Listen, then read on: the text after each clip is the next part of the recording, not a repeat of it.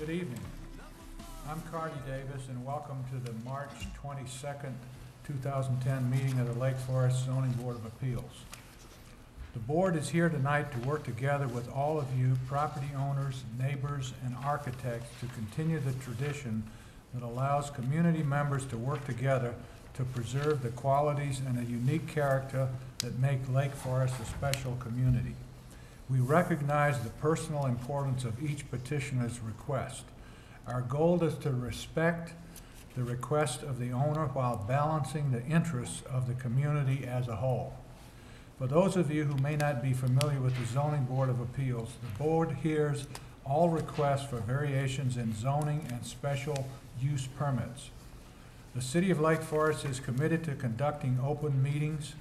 To achieve that goal, the board has adopted meeting procedures that ensure that all parties have an opportunity to speak. The procedures are detailed on the agendas available in the back of the room. This meeting is also broadcast on cable television. Speaking on behalf of the entire board and city staff, our goal is to move each petition through the review process as quickly as possible, while at the same time balancing the interests of the petitioners, neighboring property owners, and the larger community. What I'd like to do now is to have the board introduce themselves, starting with Sam. Sam Ciccarelli, 3rd Ward. Rosemary Kerr, 2nd Ward. Mike Edelman, 4th Ward. Carty Davis, 3rd Ward. Angela Dedal, 4th Ward. Dan Jessica, 4th Ward. And Stuart Dixon, 2nd Ward. And would the staff introduce themselves, please? Megan O'Neill. Peter Coutan. Thank you. Next item on the agenda is to approve the minutes for the January 25th meeting. Are there any additions or corrections to the minutes? Have none. No, I move to approve the minutes as presented for January 25th. Is there a second? I second. Second. Discussion? All No. in favor signify by saying aye. Aye. Opposed, no? Okay, the minutes are approved. We have a petition tonight that is a request for approval of a variance from the side yard setback requirements to allow construction of an addition to the residence at 162 North Washington Circle. Owners Paul and Heather Upchurch. Representative or the architect is Orest Baranik. I hope I pronounced your name correctly. Baranik, okay. Are there any declarations of conflicts of interest or ex parte contacts on the part of the board? No. No. No. None, okay. What I'd like to do now is to swear in everyone that intends to speak tonight. Two of you, okay. Would you give your name? Orest Baranik. Okay. Paul Upchurch. Okay, good. Do you solemnly declare and affirm that the testimony you're about to give is true and correct to the best of your knowledge? Yes, I do. Okay, good. Now what we will do is to have the petitioner present his case. Which of you are going to do that? You're going to do that. Both of you, okay. Good evening. I am Paul Upchurch, the owner at 162 Washington Circle. I'm here tonight with Orest Baranik, who you've met, my architect, and Dave Benzenhorfer, my construction contractor. What I was going to do is basically describe the need for the addition, in particular for our family, and then turn it over to Orest to talk to you specifically about the plans and our design. We had moved to Lake Forest, and we've been very happy in the neighborhood that we're in and really don't want to move. However, we do have a child with pretty significant disabilities. She's wheelchair bound and will be for a considerable amount of time. And surrounding the addition is really to try to make the property more livable for her. And specifically in the eating area in our kitchen, it will allow her to get access and be with us at the dinner table and to be able to maneuver through the home on the first level and to get access to the elevator that we're going to be putting in the home, which is really designed around my daughter. Other than that, upstairs with the access that we're going to get on the property, not including the variance, but just in general with the design that we're trying to accommodate, We're trying to stay within the character of the home. We're trying to make it something that is going to be livable for my daughter. On the upstairs level, we're also going to have the elevator access there, close to a bathroom, close to her bedroom. And in general, I think what we're trying to do is going to preserve the quality of the home, but also serve the needs of our family.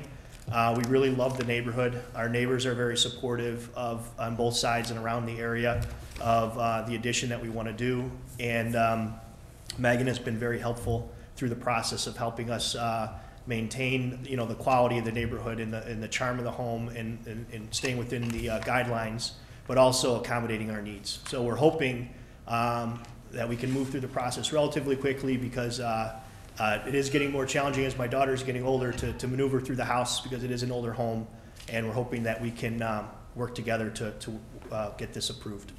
I'll turn it over to Oris to give you details about the design.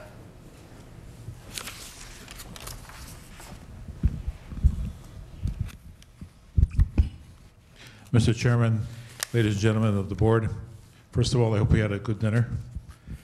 I would like to give you an overview of what we're proposing.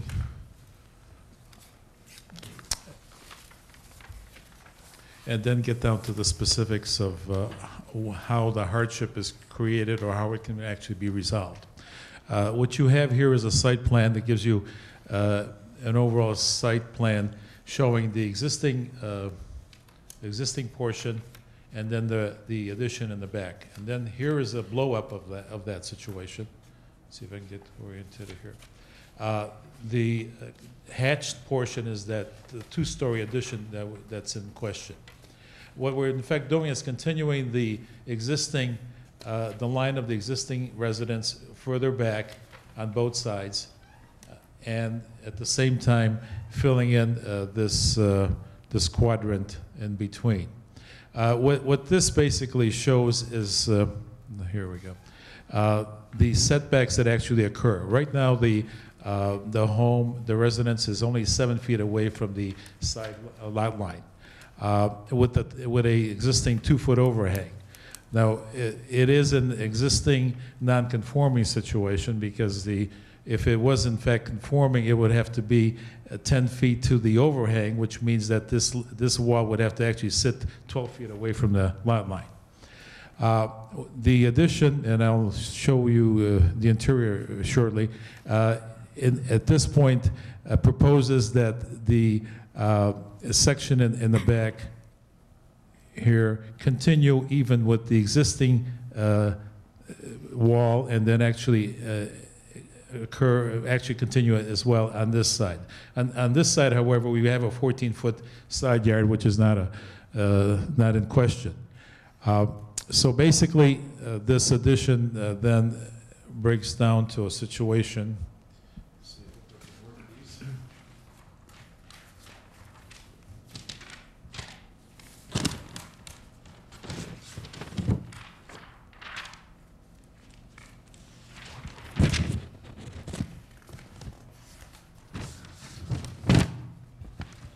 I apologize for the time, but I promise to make it short in any case, as soon as I get my technology in place.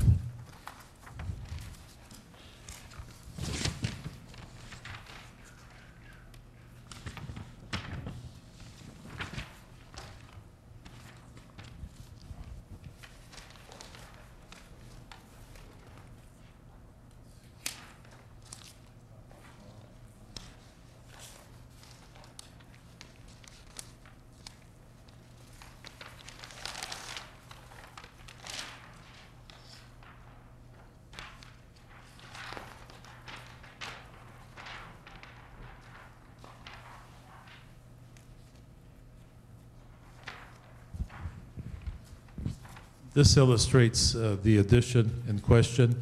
As you can see, the existing portion ends up across here. The shaded walls represent the new addition. There's a elevator here, the family room in the back, and then the biggest or the most questionable item is this breakfast space that occurs right off of the existing kitchen.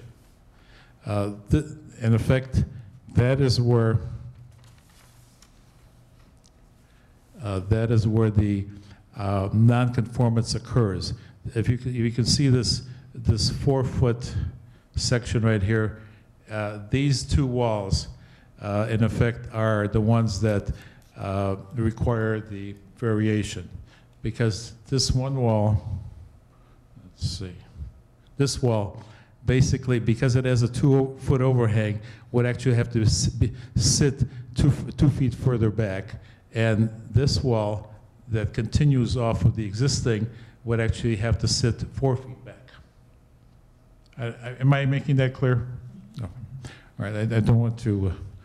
All right, so now we do have elevations that show where some of the nonconformities also occur in terms of elevation, because this is in fact a 2-story. This is a 2-story addition, and you can see that nonconformity rises from the first floor to the second, and also partially on the roof. I can show you the other elevations, but I don't know if they would really be that meaningful. I think the thrust of the issue is this.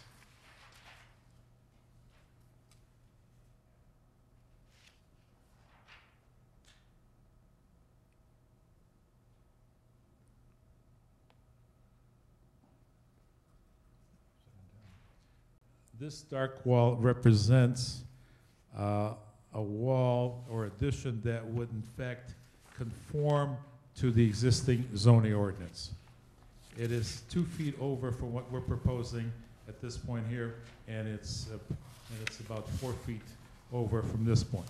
The reason for that is because once this breakfast space gets enlarged, there will not be enough accommodation for the wheelchair, which is, let's see, right here.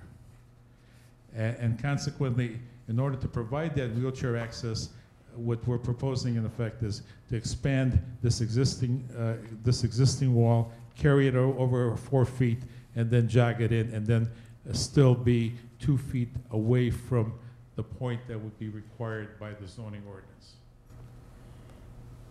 And I think that this is a fairly accurate representation of the wheelchair's accessibility situation, and the fact that if we didn't have this additional portion right here, it would be difficult to maneuver the wheelchair. And that represents the basic hardship, and that is the basic reason why we're asking this board for this variation. If there are any other questions, I'd be more than happy to take them. Otherwise, I hope I've made my case clear. We'll have questions in a few minutes. Okay. Staff? Thank you, Chairman Davis. This property is located in a neighborhood that has an older housing stock and older lots. This lot is 50 feet wide. The staff report did have an error that said it was 15 feet wide. It is in fact 50. When staff was first approached with this project, the petitioner came forward with an addition that just maintained the wall of the existing house. Since then, the project has been modified, and now the majority of the addition actually conforms to the setback requirements for the R1 zoning district. There's a small portion of the house that does maintain the wall of the existing structure that was included in the plan to improve access into the new family room area while still allowing an eating area that works for the family living in the house. The practical hardship here is that the owner has a need to make modifications to the house in order to accommodate a wheelchair-bound resident. With respect to a hardship concerning the zoning regulations, this house was built prior to the adoption of a zoning code. The house was built in 1913, and our zoning code was adopted in 1923. Therefore, this house is non-conforming with respect to the setbacks for the R1 zoning district. There are positive findings in your staff report. We are recommending approval at this time, and I'd be happy to answer any questions that you have. Okay. Okay, at this time, are there any questions from the board of the petitioner or the staff on anything that was presented? Mike? The neighbor to the north, they commented all on your intentions? They've been supportive. That's all. Okay. Rosemary, anything? No, I think it was noted in here that, had you received any letters from any of the neighbors in comment? No, we did notify the neighbors according to our requirements, but received no correspondence. Sam, anything? No, I don't. So just to be clear, for the west, I don't know, 15 feet or so, the encroachment is just the overhang, not the building wall itself, correct? That is correct. Our current zoning code requires that the setback be measured to the edge of the overhang. Thank you. That's all. Okay. No other questions from anybody? Okay. Is there any public testimony? There's no public except the petitioners, basically, right? Okay, I guess there's no questions. Okay. Final questions from the board of the petitioner or staff? No other questions? Couple of questions. Okay, if not, is there a recommendation from the board as to what we do here? Is there a motion? I guess I would move to adopt the findings of fact from staff and to recommend approval of the variance, let's see, such that the edge of the 2-foot overhang of the proposed addition be set back no less than 5 feet from the north property line as shown on the site plan presented. Second. Okay, any further discussion from anybody? For me, the hardship case that you showed and the need for extending that wall a little bit was very helpful. That was excellent. Any other comments? You ready for the question? All those in favor signify by saying aye. Aye. Opposed, no? Okay, your petition is approved. Thank you very much. Thank you. Next on the agenda is the opportunity for the public to address the zoning board on other issues, and since there's no public here, I guess there's no discussion from the public. Are there any other items from the staff that we should? Just to let you know that we will notify you if, in fact, our April meeting is canceled, but as of right now, we do have one scheduled. As of right now, what? We do have a meeting scheduled in April. Okay. Is there a motion to adjourn? So moved. Second? Second. All those in favor signify by saying aye. Aye. Opposed, no. Meeting adjourned.